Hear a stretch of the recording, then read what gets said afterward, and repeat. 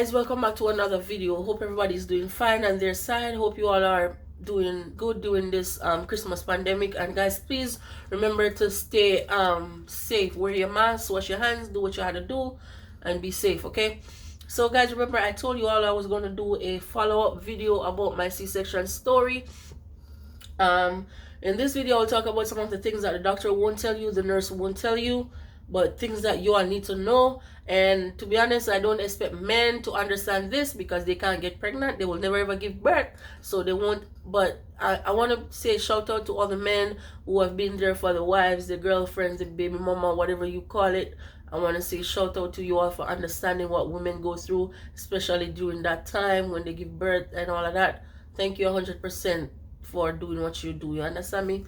And guys, listen, a C-section, I hate when people say they prefer a C-section more than a natural birth.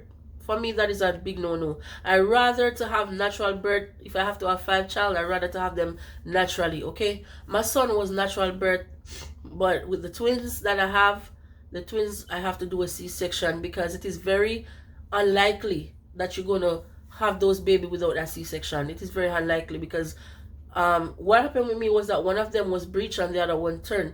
So if she don't turn, then the other one will not be able to come.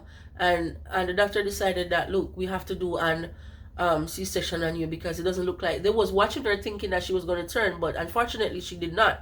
So I have to end up going down that road with that C-section, okay? So I went, I know that room is very, very cold when you went in. It is literally freezing in that room, okay? That room is very, very cold. And when I went in there, they talking to me, just to keep me alert and all of that. They put me on the bed, they gave me the epidural in my back. They from my waist down to my feet, it was numb. They numb from my waist down to my feet. I'm kind of stuffy, so excuse me.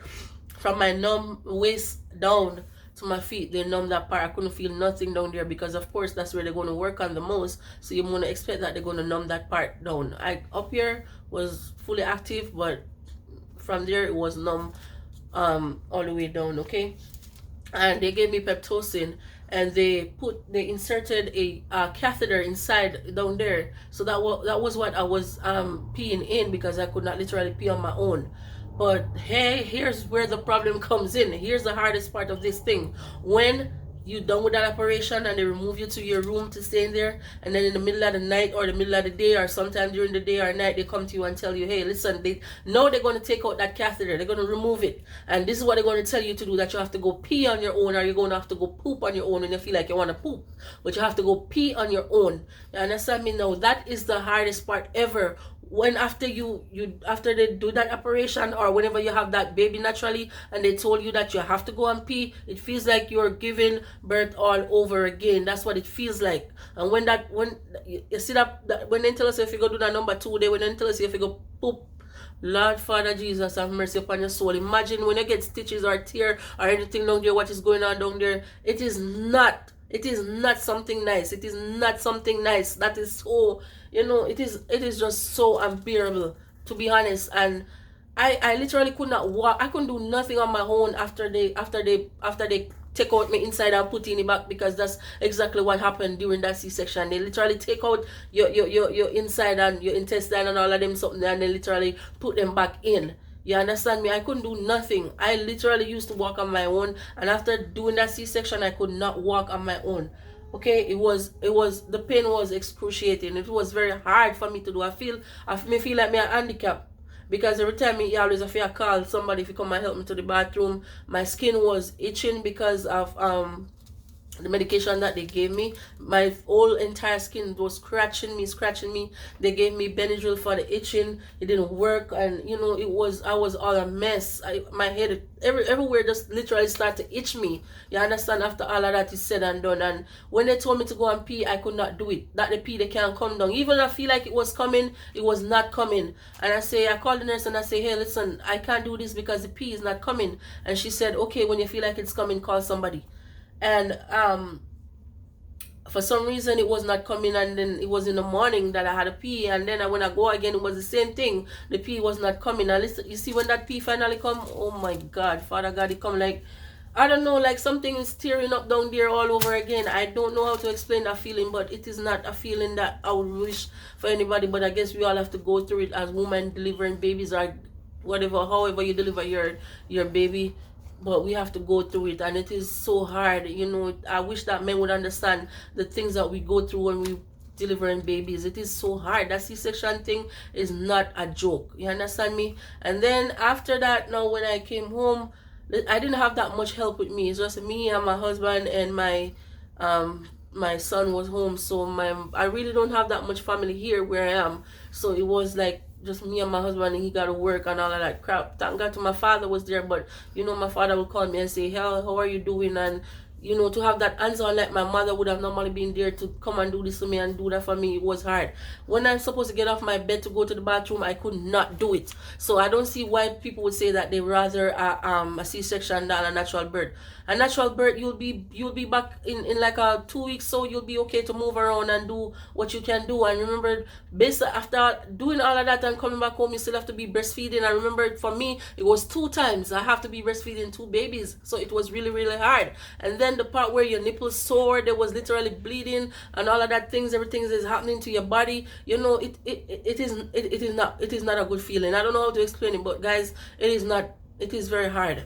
You understand me? So when I came home, they told me that whatever I do, I need to keep that area dry. How am I going to keep that area dry when I have to shower? Okay, so anyhow, I disregard what they told me to do, and I went in that bathroom and I did take a shower, and that area get wet. And I'm gonna be real with you all. Okay, I'm gonna be honest here. So I had to go back to the hospital for them to redress that area again because it was wet, and they say I have to keep it dry because when it's moist, it's gonna open back again, right? And so I asked the doctor, how am I going to keep it dry when I have to shower? He said, well, you don't need to shower. Take wipes and wipes on your skin. With all of that is going on down there, how am I going to take wipes and wipe? I need shower. You understand what I say? I need to shower my skin. I can't take wipes and wipe. Don't make me have to take a shower. So the doctor told me it's up to you what you want to do. If you want to wet it up again and then it will take longer to dry, then it's up to you. And then he told me you gotta make sure you keep it dry so you can't take shower.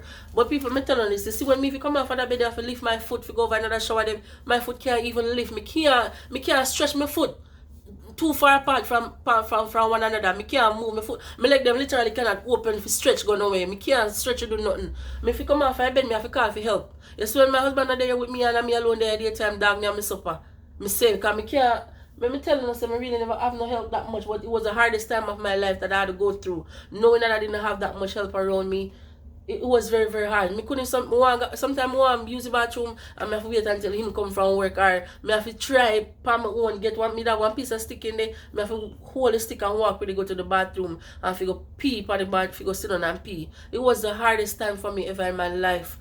And I don't wish that on nobody because what I go through, maybe if I had somebody at home who would help me, it would be better, but I didn't have that much woman company around me, or woman friends, so to speak, where I needed that support and I didn't have it. So it was kind of 2 times difficult on me, you know what I mean? And the doctor told me that you can't take showers, so I have to tidy my skin. Without everything you should go on down there, so me have to tidy. So no one said that is very hard for me. I couldn't bear it. And it get wet up again and me have to go back, go dry again and go redress it again. So the doctor said, this is the final time I want to tell you, whatever you need to do it to keep that area dry, else you're going to be in problem and I have to tidy. When me tell us me have to tidy, me have a wet rag and wipe down my skin. That's what I have to do so as to keep that area dry and for it to heal as soon as possible. So I was kind of feeling uncomfortable doing that because I wanted to take a shower and I could not take a shower. Whereas if you have your natural birth, you could still take your shower and you still be normal. And the healing process takes so long. I know the doctor is telling you that, oh, after 6 weeks, then your body's not normal, back to normal. Hell no, not with a C-section. And then they're telling you after 6 weeks it's okay for you to go and have sex. Hell no, that is bullshit. Your body cannot come back together within 6 weeks for you to go back and do all of them. They do tackle up your body again. No man, no right. We need at least like a 4 months, or roughly 4 months for our entire body to come back to normal. Because that C-section that you just get there, cutting out the stomach and putting it back in, that is no joke. So doctors, when you are telling us ladies that we need 6 weeks, we must wait 6 weeks, we need like a whole 4 months to be healed properly. You understand me? And to be honest, I did not have any breakout when I was pregnant. And I have to thank God for that. There was no breakout during that pregnancy. My skin was normal and all was fine during that pregnancy. Nothing, no rashes, no scar, no nothing. That I just had a perfect pregnancy. Apart from the sickness, all was well with me. And what I do notice was that now that the babies are here, I noticed that like a particular period at the time of the day, like 3 to 4 or so, they like cluster feeding. At that time they want to be feeding like every 40 minutes, 35 minutes or so. So you have to be able to keep up with that, because at that time 3 to 4 in the evening, and I realized that happened like every day. That's called cluster feeding. So you all need to be careful about that. And guys and ladies, please, when you need help, don't be afraid to ask for help, because you're not superwoman, you're not superhero. You can't do everything on your own. You literally just get your whole entire stomach open up and put back inside you. So you need a lot of help. You need all the help that you can get in the world. Nothing is wrong with being angry, with pride, with all the emotions that is happening. Nothing is wrong with them, because we are human beings. You know what I mean? But it's okay for you to be angry. It's okay for you to be mad. It's okay for you to do anything you want to do. But please remember, guys, ask for help whenever you need that help, because you may feel like you can do it, but trust me, you cannot do it, because postpartum depression is real. And especially in the Black community, we feel like we can do it. We can't, because we're going to hurt ourselves by trying to play superheroes. We're going to hurt ourselves. We need to ask for help. You understand me? You need to take some me time for you, and make sure that you take your shower after all that is said and done. Make sure you take a nice bath. Make sure you do, you pamper your body. Make sure you eat right, you sleep right. As for me, all of those things that I'm telling you to do, I didn't have it, because it was just me and me alone in my circle. You understand me? No auntie was here, no sister, no brother. Nobody was here for me. I was just alone, me and my husband and a few friends. Thank God to daddy. Daddy, big up yourself, because you're always there. Phone calls, blah, blah, blah. You're always there. But apart from that, I didn't have that mother support. I had to do everything on my own. So it was really, really hard for me to go through that particular time of my life. It was very, very hard. At times I feel like I want to give up, but I know I can't, because I have the kids. And listen to me, and even after that, even now, I'm still doing it, because I still work my job. I have a full-time job, and I have the 3 kids at home and all of that. When I come in the morning, it's like another 7 to 7 shift that I have to do, and I have to do it because I work 7 to 7. I work night shift. My husband work day and I work at night, so that somebody's always going to be home with the kids. And listen to me, when I come in the morning, I took a shower, I start another 7 to 7 again. You understand me? Because if they don't want to sleep, I can't force them to sleep. I just got to take a shower and lay with them. I go take my shower, and then I shower them, and then that's it for the day. Sometimes I barely get sleep. I don't rest. So, but I'm telling you guys, if you guys are in the position to ask for help, please do ask for help. Don't take up everything on yourself, because you're going to end up in postpartum depression, and that shit will kill you. You understand me? I say that is no joke. That's not something that you want to play around with.